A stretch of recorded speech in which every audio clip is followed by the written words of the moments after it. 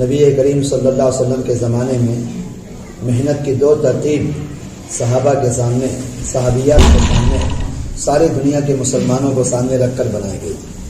ایک ترتیب محنت کی اللہ کے راستے میں نکلنے کی، ایک ترتیب اپنے مقام پہ رہ کر اپنے دین کی حفاظت کی، اپنے دین کی حفاظت کی ایک ترتیب حضرت نبی کریم صلی اللہ علیہ وسلم نے مدینہ کے اندر رہنے والے ہر مسلمان مرد کی اور ہر مسلمان عورت کی بنائی تھی۔ نبی کریم صلی اللہ علیہ وسلم کے زمانے میں مردوں اور عورتوں کو اپنے مقام پہ رہنے کے اعتبار سے چند ذمہ داریاں سمجھا گئی۔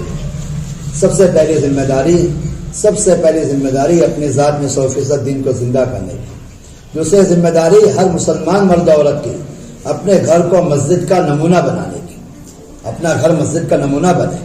حضرت نبی کریم صلی اللہ علیہ وسلم نے باعتبار دعوت کے، باعتبار عبادت کے، باعتبار تعلیم و تعلم کے، سیکھنے سکھانے کے اعتبار سے مدینہ کے ہر گھر کو مسجد کا نمونہ بنایا تھا۔ جس طرح مسجد نبوی کے اندر جو اعمال گھر مسجد میں ہوتے تھے وہ سارے اعمال مدینہ کے ہر گھر میں ہوتے تھے۔ مسجد نبوی کے اندر مشورہ ہو رہا ہے، ہر گھر کے اندر مشورہ ہو رہا ہے۔ مسجد نبوی کے اندر عبادات ہو رہی ہے، ہر گھر میں عبادات ہو رہی ہے۔ مسجد نبوی کے اندر سیکھنے سکھانے کے حلقے لگ رہے ہیں، ہر گھر میں سیکھنے سکھانے کا ایسا اہتمام ہوتا تھا۔ حضرت نبی کریم صلی اللہ علیہ وسلم کے زمانے میں مردوں کے ساتھ ساتھ مستورات مدینہ منورہ آتی تھی، مرد مسجدوں میں ٹھہرتے تھے، مستورات مدینہ کے گھروں میں ٹھہرتی تھی۔ مدینہ کی عورتیں اتنے سکھانے کا اہتمام ان کو کرتی تھی، چند دنوں کے اندر اپنے علاقوں کے لیے بہت بڑی عالمہ بن کے اپنے علاقوں میں لوٹتی تھی۔ وہ آپ علیہ الصلوۃ والسلام نے باعتبار فکر کے، باعتبار دعوت کے، باعتبار عبادت کے، باعتبار سیکھنے سکھانے کے اعتبار سے ہر گھر کو مسجد کا نمونہ بنایا۔ علماء نے عجیب بات لکھی ہے، جو گھر والے اپنے گھروں کے اندر ان سارے اعمال کو قائم کر لیں گے جو اعمال نبی کریم صلی اللہ علیہ وسلم مسجدوں کے اندر قائم فرمائے تھے، اللہ تبارک تعالیٰ وہ ساری رحمتیں برکتیں ان گھروں میں عطا فرمائیں گے جو رحمتیں برکتیں اللہ تبارک تعالیٰ مسجدوں میں نازل فرماتے ہیں۔ بلکہ بہت عجیب بات، بہت توجہ سے سن لینا، مولانا یوسف صاحب علیہ رحمہ عجیب بات ارشاد فرماتے ہیں۔ حضرت فرماتے کہ اگر گھر والے اس کا اہتمام کر لیں، اپنے گھروں میں وہ سارے اعمال قائم کر لیں جو اعمال نبی کریم صلی اللہ علیہ وسلم نے مسجد میں قائم فرمائے تھے، اللہ تبارک تعالیٰ ان گھروں کا یہ نظام بنا دیں گے، گھر کے اندر رہنے والی مستورات اپنی پریشانیوں میں، اپنی ضرورتوں میں اللہ کی قدرت سے ایسے فائدہ اٹھائے گی جیسے مرد مسجدوں کے اندر آ کر اللہ کی قدرت سے فائدہ اٹھاتے ہیں۔ عورتوں کو اپنی ضرورتیں پورا کرنے کے لیے باہر جانے کی ضرورت نہیں پڑے گی، مردوں کو کمائی کے نقشوں میں پھنسانے کی ضرورت نہیں پڑے گی۔ گھروں کی عورتیں ان اعمال کی وجہ سے اپنے گھروں کے اندر رہتے ہوئے اپنی حاجتوں میں اور اپنے مسائل میں اللہ کی قدرت سے فائدہ اٹھائے گی۔ صحابی اپنے گھر میں تشریف لائے، گھر میں کھانے پینے کا کوئی انتظام نہیں ہے، بے چین ہو کے گھر سے باہر نکل گئے۔ بیوی نے دیکھ لیا کہ بھوکے پیاسے گھر سے باہر نکل رہے ہیں، کہیں کسی کے سامنے ہاتھ نہ پھیلا دے، اپنی ضرورت ظاہر نہ کرے، کسی کے سامنے ہاتھ نہ پھیلائے، کوئی ہمیں فقیر مسکین سمجھ کر ہماری ضرورت پوری کرنے کا ارادہ نہ کرے، اپنے فقر و فاقے کے چھپانے کا ارادہ کیا۔ حضرت نبی کریم صلی اللہ علیہ وسلم نے مردوں کا مزاج مسجد میں بنایا تھا، اپنا فقر و فاقہ چھپا کے رکھو۔ لوگ سمجھتے ہیں اپنا فقر و فاقہ جتنا مخلوق کے سامنے ظاہر کریں گے اتنی ضرورتیں پوری ہوگی۔ جو اپنے فقر و فاقے کا دروازہ کھولتا ہے اللہ اس پر تنگی اور بے برکتی کا دروازہ کھول دیتے ہیں۔ اللہ کے نبی نے بات کی ارشاد فرمائی تھی، اپنے صحابہ کو یہ بات سمجھائی تھی، اپنا فاقہ جتنا چھپاؤ گے، اپنا فقر و فاقہ جتنا چھپاؤ گے اتنا اللہ کی رحمتوں اور برکتوں سے فائدہ اٹھاؤ گے۔ عورت نے دیکھا شوہر بھوک پیاس کی حالت میں گھر سے نکلا ہے، ایسا نہ ہو کسی کے سامنے سوال کرے، جلدی سے اس نے تندور میں آگ جلا دی تاکہ دھواں باہر نکلے اور پڑوسی یہ سمجھے ان کے گھر میں آگ جل رہی ہے، کھانا پک رہا ہے، ان کے گھر میں کوئی فاقہ نہیں ہے، کوئی تنگی نہیں ہے، ان کے مدد کی ضرورت نہیں ہے۔ اور خالی چکی لے کر بیٹھ گئے پیسنے کے لیے، حالانکہ ایک دانہ گیہوں کا نہیں ہے، خالی چکی چلانے لگے تاکہ پڑوس والے یہ سمجھے ان کے گھر میں چکی چل رہی ہے، گیہوں پیسا جا رہا ہے، آٹا ان کے گھر میں موجود ہے، ان کی مدد کرنے کی کوئی ضرورت نہیں ہے۔ اجی غور سے سنو تو صحیح، کوئی نماز نہیں، کوئی ذکر نہیں، کوئی تلاوت نہیں، کوئی وظیفہ نہیں. اس زمانے کا مسلمان پریشان ہے. بزرگوں کے دروں پہ جا کر پوچھتے ہیں برکت کا کیا وظیفہ، حفاظت کا کیا وظیفہ، فلاں مصیبت کے دور کرنے کا کیا وظیفہ. جو اعمال نبی کریم صلی اللہ علیہ وسلم نے مسجدوں کے اندر قائم فرمائے تھے، ان اعمال میں سے ایک عمل بھی نہیں، ایک صفت، اپنے فقر و فاقے کو مخلوق پر ظاہر نہ کرنا، اپنی پریشانیوں کو مخلوق پہ ظاہر نہ ہونے دینا. مسجد نبوی کی ایک صفت ہے، صحابہ مردوں کی ایک صفت ہے. ایک صفت کا اہتمام گھر کے رہنے والی ایک عورت نے کیا. تھوڑی دیر کے بعد شوہر واپس آیا، آ کے بیوی سے پوچھا کچھ انتظام ہوا؟ کہنے لگے آئیے ہمارے ساتھ چلیں. اپنے ساتھ میں لے کر گئی. جس تنور میں آگ جلائی تھی اپنے ہاتھوں سے اپنا فاقہ چھپانے کے لیے شوہر کو لا کے بتایا، سارا تنور بکری کی بھنی ہوئی چاپوں سے بھرا ہوا تھا. سارا تنور بکری کی بھنی ہوئی چاپوں سے بھرا ہوا تھا. جس خالی چکی کو چلایا تھا اپنے فاقے کو چھپانے کے لیے اپنے شوہر کو لا کے دکھایا.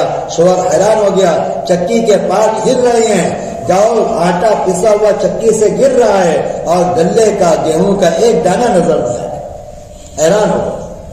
حیران ہو چکی کے دونوں پارٹوں کو الگ کر دیا، دیکھا گیہوں کا دانہ نہیں ہے. دوبارہ ملایا، آٹا نکلنا بند ہو گیا.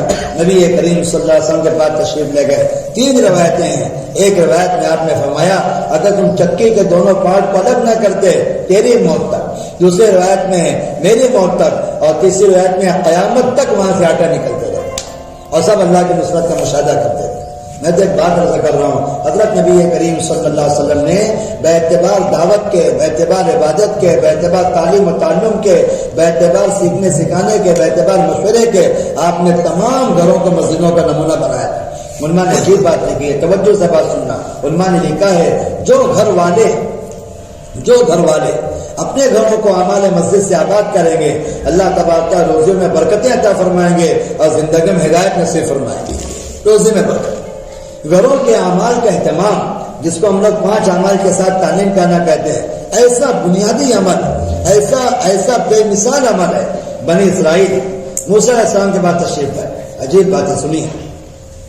فرعون کے ظلم کی، ستم کی اور 600 سالہ اس کی سختیوں کا تذکرہ موسیٰ علیہ السلام کے سامنے کرنے لگے. 600 سال سے ذلت ہم برداشت کر رہے ہیں. موسیٰ علیہ السلام ان کو دنیا کی طرف، اسباب کی طرف، ہتھیار بنانے کی طرف، تعداد جمع کرنے کی طرف اور دنیا کی مختلف شکلوں کی جانب متوجہ نہیں کیا. 2 باتیں آپ نے فرمائی اور قیامت تک آنے والے مسلمانوں کی رہبری کر دی. ایسے حالات جو بالکل تمہیں توڑ چکے ہیں، تمہاری نسلیں گزر چکی ہے جن حالات کو برداشت کرتے کرتے، صرف دو چیزوں کا اہتمام کر لو. پہلی بات آپ نے فرمائی اجعلوا بیوتکم قبلہ، اپنے گھروں کو مسجد بنا. اپنے گھروں کو مسجد بنا. کیا مطلب مسجد بنانے کا؟ اپنے گھر میں سارے اعمال مسجد قائم کرو. پہلا کام. دوسرا کام واقعی الصلاۃ، اپنی زندگی میں کامل دین قائم کرو. اپنے گھروں کو مسجد کا نمونہ بنا لے اور اپنی زندگی میں کامل دین قائم کر لے. 2 باتیں فرمائے. اس کے بعد وبشر المؤمنین، اب بشارت دے دو ان کے سارے حالات ختم ہو جائیں گے، ان کے سارے دشمن فنا ہو جائیں گے. اور صرف حالات دور نہیں ہوں گے، دشمن ختم نہیں ہوگا، بلکہ دشمنوں نے جو دنیا سجائی ہے، جو باغات سجائے ہیں، اللہ پاک وہ سب اٹھا کے ایمان والوں کو دے دیں گے. فرعون کی ساری فوج کے ذریعے جو مصر سجایا تھا، جو باغات بنائے تھے، جو خزانے جمع کیے تھے، اللہ نے ان اعمال کی برکت سے وہ سب بنی اسرائیل کو دے دیے. گھروں کے اعمال کی برکت ہے. سب سے پہلا ہم لوگوں کو، سارے ذمہ دار ساتھیوں کو اس کا اہتمام کرنا ہے. اپنے گھروں میں اعمال قائم کریں. روزانہ قرآن شریف کے سیکھنے سکھانے کا اہتمام. سب سے پہلا عمل، اللہ کے نبی کا سب سے پہلا عمل، اللہ معاف فرمائے جس عمل کو اللہ کے نبی نے سب سے پہلے شروع کیا، کام کرنے والوں کو اب تک سمجھ میں نہیں آ رہا. لوگ کہتے ہیں گھر میں قرآن کے حلقہ لگانے کی کیا ضرورت ہے، قرآن کے سیکھنے سکھانے کی کیا ضرورت ہے. گھروں میں قرآن شریف کے سیکھنے سکھانے کا اہتمام نہیں کرو گے، سارے عالم میں پھرتے رہو گے، گھر کی بے دینی ختم نہیں ہوگی. سارے عالم میں پھرتے رہو گے. حضرت نبی کریم صلی اللہ علیہ وسلم غار حرا سے واپس تشریف لائے. حضرت خدیجہ آپ کی زوجہ مطہرہ سے آپ نے اپنے سارے حالات عرض کیے اور ساری کیفیت بتانے کے بعد سب سے پہلا کام یہ کیا جو آیات جبریل علیہ السلام نے حضرت نبی کریم صلی اللہ علیہ وسلم کو سکھائی تھی، آتے ہی وہ ساری آیات آپ نے حضرت خدیجہ کو سکھا دی. جس عمل کو اللہ کے نبی نے سب سے پہلے دن کیا ہے، اس عمل کو ہم کرنے کو تیار نہیں، اس عمل کو ہم سمجھنے کو تیار نہیں. بڑے بڑے صحابہ کا ذریعہ، بڑے بڑے صحابہ کی ہدایت کا ذریعہ گھروں میں قرآن شریف کے حلقے بڑے بڑے صحابہ کی ہدایت کا ذریعہ بنے ہیں۔ عمر بن خطاب رضی اللہ عنہ جن کے دل کی سختی کا عالم تھا، سنو تو صحیح کیسی عجیب بات کتابوں میں لکھی ہے۔ ابو جہل مکہ کی گلیوں میں زمانے جاہلیت میں حضرت عمر کی دل کی سختی مجمع میں بیان کرتا ہوا پھرتا تھا۔ یہ کہتا تھا کہ جس شخص کو اپنی بچی دفن کرنا ہو، جس شخص کو اپنی لڑکی دفن کرنا ہو، زندہ دفن کرنا ہو، لیکن باپ کی محبت مانے آ رہی ہے، ہمت نہیں ہو رہی ہے، وہ اپنی لڑکی عمر کے حوالے کر دے، اس کے دل میں کوئی نرمی نہیں۔ جن کے دل کی سختی زمانے جاہلیت میں ابو جہل مجمع میں جا کے بیان کرتا تھا۔ وہ اپنی بہن کے گھر تشریف لے گئے جہاں قرآن شریف کا سیکھنا سکھانا ہو رہا تھا، اس ماحول میں کچھ دیر رکے ہیں، گھر میں داخل ہوئے تھے، اسلام اور نبی کے سب سے بڑے دشمن بن کر اس ماحول سے نکل کر باہر آئے ہیں، اسلام اور نبی کے سب سے بڑے محافظ بن کر۔ قرآن شریف کا سیکھنا سکھانا، میں آپ سے کیا عرض کروں، میں اگر آپ حضرات توجہ سے بات سنیں یہ بات سمجھ میں آئے گی۔ اللہ تبارک تعالیٰ نے گھروں کے اعمال پر 2 قسم کی ضمانت دی ہے، بڑی عجیب ضمانت ہے۔ ضمانت خداوندی ہے، ربانی ضمانت ہے۔ قرآن 2 نیت سے پڑھو، قرآن 2 نیت سے پڑھو۔ جتنا قرآن نمازیں پڑھتے ہو اس کا ترجمہ ضرور یاد کرو، خوب توجہ سے غور کر کے پڑھا کرو۔ 2 نیت سے قرآن پڑھنا چاہیے، حصول ہدایت، فہم دعوت، حصول ہدایت اور فہم دعوت۔ اللہ دعوت ہمیں سمجھا دے، اللہ میں ہدایت نصیب فرما دے۔ قرآن ہدایت کا خزانہ ہے، قرآن دعوت کی کتاب ہے، قرآن دعوت سمجھانے کی آیا ہے، قرآن خود سب سے بڑی دعوت ہے۔ امام زمخشری بہت بڑے تفسیر کے عالم تھے، ان سے سوال کیا گیا قرآن کا موضوع کیا ہے؟ کہنے لگے قرآن کا موضوع قرآن میں موجود ہے، ھذا بلاغ للناس، یہ قرآن سارے عالم کے لیے دعوت ہے، قرآن کا موضوع دعوت ہے۔ قرآن پڑھو دعوت سمجھنے کی نیت سے، قرآن پڑھے ہدایت کو سمجھنے کی نیت سے۔ اللہ نے 2 ضمانتیں لی ہے اگر یہ اعمال گھروں کے اندر قائم ہو گئے۔ سب سے پہلی بات اللہ تعالیٰ ارشاد فرماتے ہیں انما یرید اللہ لیذھب عنکم الرجس اہل البیت ویطہرکم تطہیرا، اللہ تعالیٰ تمہیں تمام گندگیوں سے پاک کر دے گا۔ جتنی گندگی مسلمانوں کی زندگی میں ہے، باطنی گندگی، جسمانی گندگی، ظاہری گندگی، باطنی گندگی، ان ساری گندگیوں کو پاک کر دیں گے اگر ان قرآن شریف کے اندر، اگر اپنے گھروں کے اندر ان اعمال کا اہتمام ہوگا۔ دوسری ضمانت اللہ نے لی ہے، جتنی خوبیاں، جتنی صفات، جتنے کمانات اللہ تبارک تعالیٰ کو مطلوب و مقصود ہے، 22 پارے کے اندر دوسرے رکن میں اللہ نے ان ساری صفات کا تذکرہ کیا ہے۔ ان المسلمین والمسلمات والمؤمنین والمؤمنات والقانتین والقانتات والصادقین والصادقات، جتنی صفات کا اللہ نے تذکرہ کیا ہے، جو صفات اللہ تبارک تعالیٰ چاہتے ہیں وہ ساری صفات پیدا کریں گے ان اعمال کی وجہ سے۔ قرآن شریف کا حلقہ لگانا، اہتمام سے آپ علیہ الصلوۃ والسلام کی حدیث کا پڑھنا، ایک دن فضائل اعمال میں سے، ایک دن منتخب حدیث میں سے 6 صفات کے مذاکرہ کرنا، اپنے گھر کے ہر فرد کو اللہ کی عظمت بنوائے، ہر عورت کے سامنے اللہ جو قدرت کے تذکرے کرے، گھر کے ہر فرد کو سامنے اس بات کو سمجھائے کرنے والی ذات اللہ کی ہے، اللہ کے کرنے کے ضابطے نبی کریم صلی اللہ علیہ وسلم والے اعمال ہے۔ 6 صفات کے مذاکرے اپنے گھروں میں ایسے عام ہو جائیں، گھر کا کوئی بچہ بھی اگر اس کو کوئی ضرورت پیش آئے سب سے پہلے اللہ کی جانب متوجہ ہو جائے، سب سے پہلے اللہ کی جانب متوجہ ہے۔ ایسا مزاج گھر والوں کا بننا چاہیے، 6 صفات کے مذاکرے کی وجہ سے کوئی ضرورت پیش آئے سب سے پہلے اللہ سے کہے۔ ایک ذمہ دار ساتھی انہوں نے اپنے گھر میں 6 صفات کے مذاکرے کا بڑا اہتمام کیا۔ گھر والوں سے کہنے لگے کہ کوئی ضرورت پیش آئے مجھ سے مت کہنا، سب سے پہلے نماز میں لگنا، نماز کے بعد دعا میں لگنا، دعا کے بعد مجھ سے کہنا۔ ماشاءاللہ بیوی کا مزاج بن گیا، شوہر کا مزاج بن گیا، بچوں کا مزاج بن گیا۔ چھوٹے چھوٹے بچے کسی ضرورت کے لیے نماز دعا کا اہتمام کرتے تھے اور پھر اپنے والد سے کہتے تھے۔ ایک مرتبہ شوہر نے اپنی بیوی سے پوچھا میں آفس جا رہا ہوں، میں کوئی کام ہے، کوئی ضرورت ہے؟ بیوی نے کہا نہیں، سارے سامان، ساری ضرورتیں موجود ہے، کوئی ضرورت نہیں ہے۔ شوہر آفس چلے گئے، بیوی اپنے کام میں لگ گئی، کچن میں مطبخ میں جا کر پہنچی، دیکھا شکر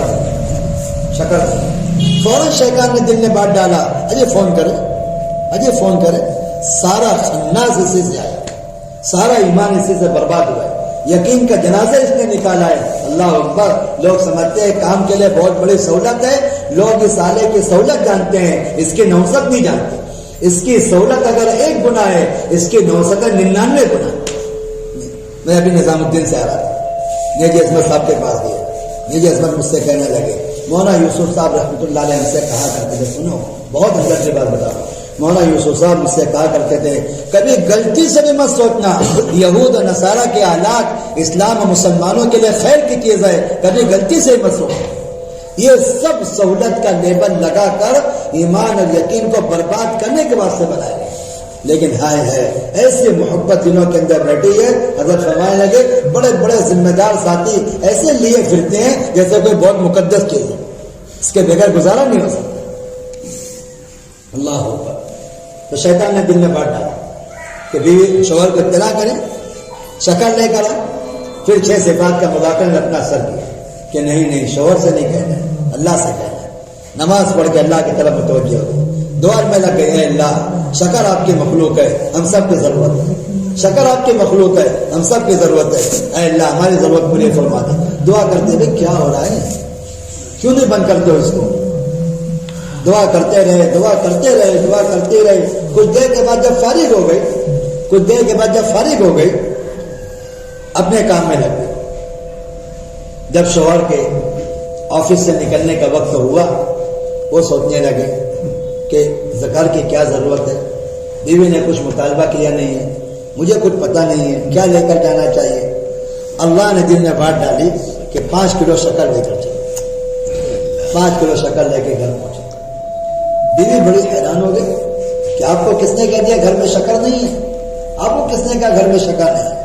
شوہر نے امتحان لیا, یہ کہا کہ تو بتا کہ تو نے شکر کے لانے کے لیے کیا کیا ہے, تو نے کیا عمل کیا ہے تو نے.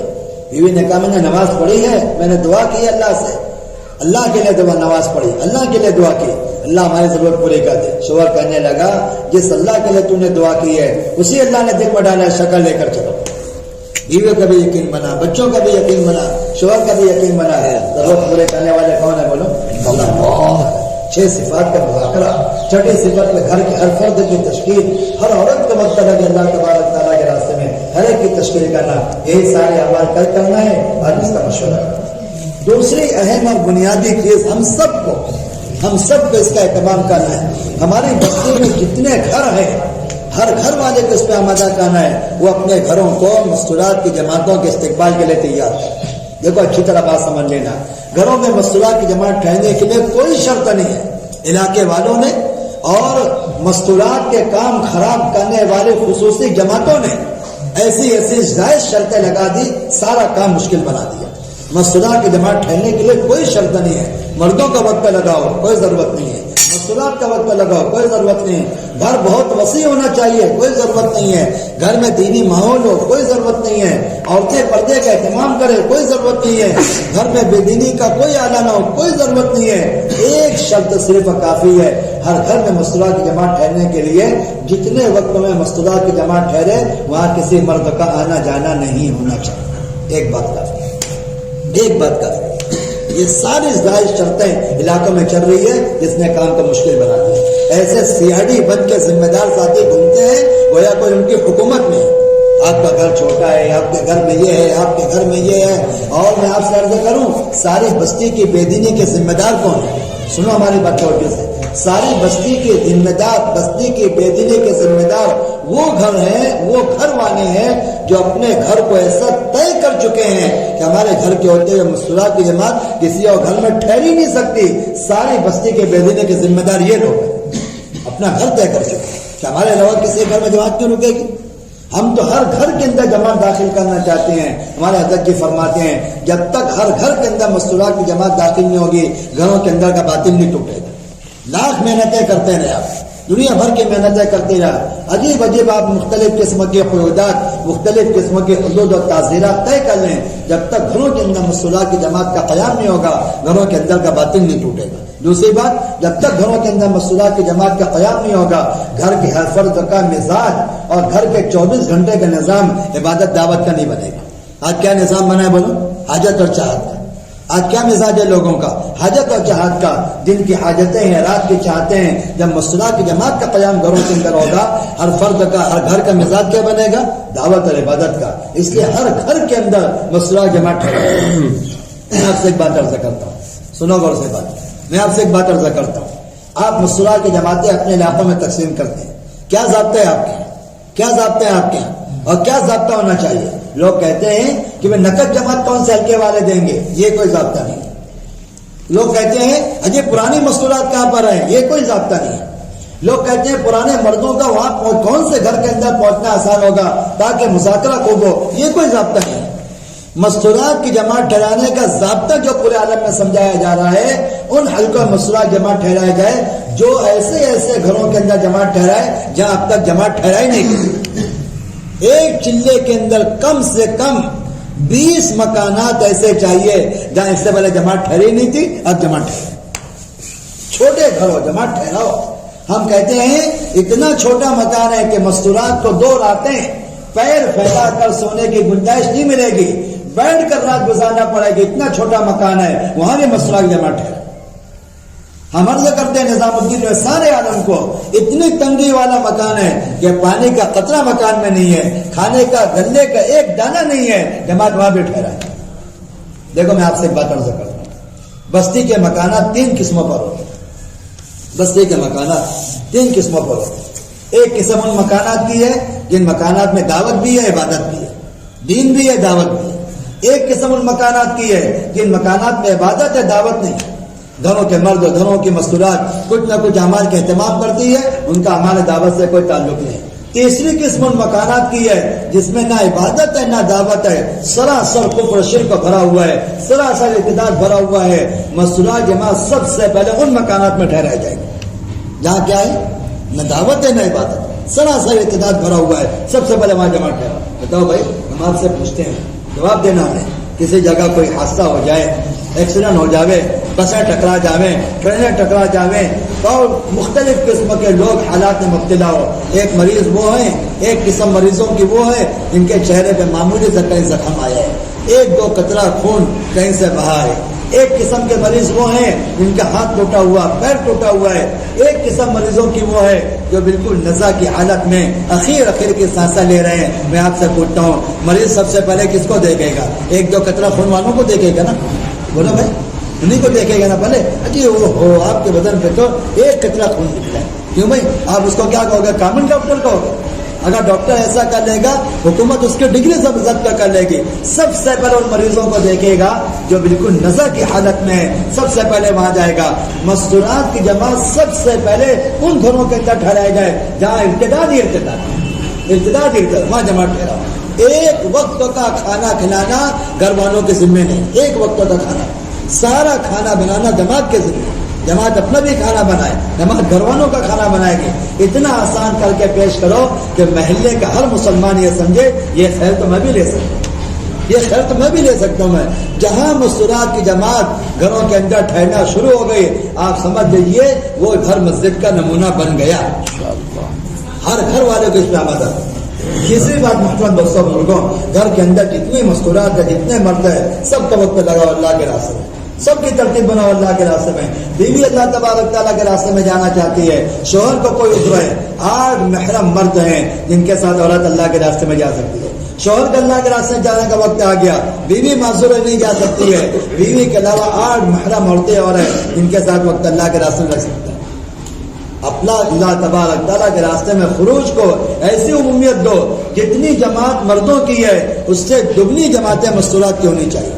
آپ مجھے بتاؤ بھائی، مردوں کی تعداد سے زیادہ مستورات کی تعداد ہے کہ نہیں؟ بولو بھی، مستورات کی تعداد سے زیادہ بچوں کی تعداد ہے۔ جب مستورات کی تعداد مردوں سے زیادہ ہے تو مستورات کی جماعتیں مردوں سے زیادہ ہونی چاہیے نا۔ اہتمام کے ساتھ وہ ساتھی جس نے 2 مرتبہ سے روزہ مردوں کے ساتھ لگایا ہے، اس بات کو پوری قوت سے اپنے علاقے میں چلاؤ۔ اب وہ تیسرا مہینہ سے روزہ مردوں کے ساتھ نہیں جا سکتا ہے، اس کو اپنا سے روزہ مستورات کے ساتھ ہی جانا ہے، اہتمام کے ساتھ۔ بالکل روک دو۔ ہم نظام الدین نے پوری دنیا والوں کو کہہ رہے ہیں بالکل روک دو۔ ایک آدمی سالانہ چلے میں جانا چاہتا ہے، ایک آدمی سالانہ چلے میں جانا چاہتا ہے، اس کا مستورات کا اشرے کا وقت ہے، آپ اس کو منع کر دو کہ آپ سالانہ چلے میں نہ جائیں، آپ پہلے اپنا اشرا لگائیں۔ ایک آدمی 5 مہینہ بیرون میں جانا چاہتا ہے، اجی سنو تو میں کیا عرض کر رہا ہوں، ایک آدمی 5 مہینہ بیرون میں جانا چاہتا ہے، اس کے مستورات کے سالانہ چلے کا وقت آ گیا، آپ اس کو بیرون کی جماعت سے منع کر دو، آپ پہلے مستورات کا چلے لگائیں، اس کے بعد بیرون جانا۔ اختیاری کام سمجھ کے رکھا ہے، مرضی ہے تو کر لیا، نہیں مرضی تو نہیں کیا. جب تک اس کو ایسی اہمیت نہیں دیں گے، میں آپ سے بہت اہم بات عرض کر رہا ہوں، میں آپ حضرات اس کو محفوظ کر لیں. علماء نے بہت گہری بات لکھی ہے. حضرت یہ فرماتے ہیں جب تک مستورات کے خروج کو مردوں کے خروج کی طرح اہمیت نہیں دو گے، امت ارتداد سے بچ نہیں سکے گی. آپ بتاؤ اس وقت سب سے ارتداد کون سے طبقے میں؟ بولو بھائی کہاں ہے؟ بولو مستورات سب تک. میں ہمت کر کے بات عرض کر رہا ہوں. میں آپ 1 سال کا جائزہ نکال لیں صرف ہمارے ملکوں کا، صرف ہمارے ملکوں کا. ہم نے جو جائزہ نکالا ہے وہ میں آپ کے سامنے عرض نہیں کرتا ہوں.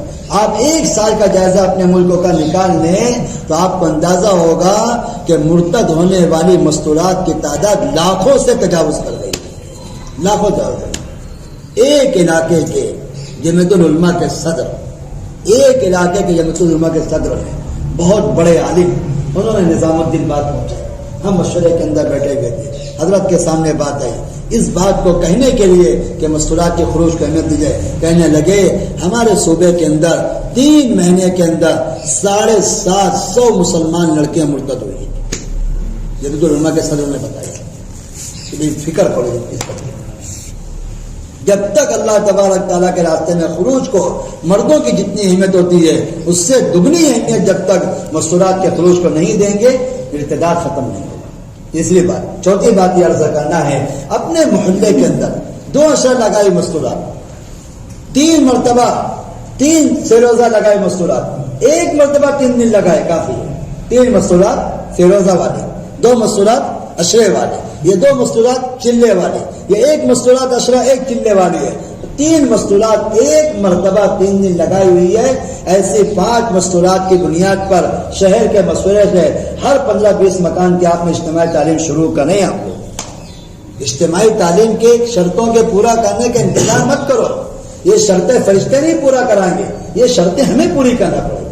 آپ اپنی مسجد کے مشورے کے اندر بیٹھے ہو، آپ دیکھ رہے ہیں کہ 2 مہینوں سے یہ سارے مرد یہ مستورات کے مردوں کے ساتھ جا رہے ہیں، یہ آپ کو تیسرا مہینہ جانا ہے آپ کو مستورات کے ساتھ. آپ دیکھ رہے ہیں ہمارے یہ بھائی ہے، ان کا 3 مرتبہ 3 دن لگ چکا ہے، آپ کو اس مرتبہ اشرہ جانا ہے، آپ کے سال کے اشرہ باقی قواعد ہم پورے کریں گے. اجتماعی تعلیم شروع کرنے کے لیے صوبے کے مشورے رکھنے کی ضرورت نہیں ہے. یہ ساری زائد شرطیں ہیں جو علاقوں میں چل رہی ہے. ضلع کے مشورے رکھنے کی ضرورت نہیں ہے. آپ کے اپنے شہر کا مشورہ جہاں پر ہوتا ہے آپ اس مشورے میں رکھ کر ساری باتیں بتا کر آپ اپنی اجتماعی تعلیم شروع کریں. 4 اعمال کے ساتھ. 1 عمل استقبال، گھر کی عورتیں کریں. 1 عمل کتابوں سے پڑھنا ہے، 1 ہفتے فضائل اعمال میں سے، 1 ہفتے منتخب حدیث میں سے. 1 عمل 6 صفات کا مذاکرہ ہے. اشرے والی مستورات کتاب پڑھ لے، 6 صفات کا مذاکرہ کر لے. 6ٹھی صفت پر جتنی پرانی عورتیں ہیں وہ سب چھوٹے چھوٹے ہلکے لگا کر تشکیل کسی ایک بہن کے دل میں نہیں ہے. جتنی اشرے والی مستورات آئی ہے وہ سب 4-4 5-5 ہلکے لگا کر آپ اپنے تشکیلیں کریں. 4 تشکیلیں کریں. کتنی تشکیلیں؟ پہلی تشکیل خروج کی، مردوں کا اللہ کے راستے میں لگے. 4-4 مہینہ 5-5 مہینہ علماء ہے، پہلے سال کے لیے، دوسرے سال کے لیے، تیسرے سال کے لیے. دوسری تشکیل اپنے گھروں کے اندر اعمال کو قائم کرنے کی، جیسے ابھی میں نے عرض کیا اعمال مسجد اپنے گھروں کے اندر قائم کرے. تیسری تشکیل اپنے گھروں کو کشادہ کرے. پوچھے مستورات بتاؤ اس ہفتے جماعت آنے والی ہے، کون سی بہن آپ میں ایسی ہے جو اپنے گھر میں جماعت کو پھیلائے، اپنے گھروں کو کھولے مستورہ جماعت کے لیے. چوتھی تشکیل مقامی اعمال کی، مردوں کے سارے مقامی اعمال اس میں مرد شریک ہو. مستورات کے گھروں کے اعمال اور اجتماعی تعلیم میں اس میں ساری مستورات شریک ہو. اس طرح تشکیلیں کرنا. جتنے نام آ رہے ہیں ان کے اصولی کی فکر، ان کی جماعتوں کو روانہ کرنے کی فکر، یہ نہیں پرچی میں نام آ گیا اب چھوڑ دیں، تمام لوگ کی فکر. اور آخری بات یہ عرض کرنا ہے، آپ کی بستی میں چلہ لگائے ہوئی، اشر لگائے ہوئی، سے روزہ 3 مرتبہ لگائے ہوئی 15-20 مستورات کی تعداد ہے. آپ ششمائی جوڑ پہلی فرصت میں کریں. کوئی ضرورت نہیں ششمائی جوڑ کے لیے ضلع کی ساری مستورات کو آپ جمع کرو. کوئی ضرورت نہیں ششمائی جوڑ کے لیے آپ 40 کی تعداد ہونے کا انتظار کرو، 35 کی تعداد کا انتظار کرو. 35 کی تعداد آخری حد ہے، 40 کی تعداد آخری حد ہے، اس سے زیادہ نہیں ہونا چاہیے. 15-20 مستورات کی تعداد ہے. آپ مردوں کے ساتھ مستورات کے ساتھ ششمائی جوڑ کرو. ششمائی جوڑ ترغیب کے واسطے نہیں ہے، ششمائی جوڑ بیانات و مذاکرے کے واسطے نہیں ہے. ششمائی جوڑ نقد جماعتوں کے بنانے کے لیے، نقد جماعتوں کے بنانے کے لیے. پرچے لے کر آؤ، تمام سے روزہ والوں کو آپ طے کراؤ، آپ کو عشرے کی جماعت میں جانا ہے، تمام عشرے والوں کو آپ طے کراؤ، آپ کو چلے میں جانا ہے، تمام چلے والوں کو آپ طے کرائے، آپ کو اگلے چلے میں جانا ہے، تمام آپ 2 چلہ والوں کو آپ یہ طے کراؤ کہ آپ کو نصرت میں جانا، آپ کو بیرون جانا ہے، پوری ترتیب یہاں بنے، یہاں سے مستورات اللہ کے راستے میں نکلے۔ چشمائی جوڑ اصل میں 2 مجلسوں کے ساتھ پہلی ترتیب کا پہلی مجلس کا مقصود ہی نقد جماعتوں کو منانا، اور دوسری مجلس کے اندر مقامی اعمال کی بات کر کے اس طرح سے اس چشمائی جوڑ کا اہتمام کرنا۔ یہ 5 اعمال ہے جو مستورات کی محنت کے تعلق سے پورے مجمع کے سامنے، پورے علاقوں کے سامنے عرض کیے جا رہے ہیں، اس کو عمومیت دینا چاہیے۔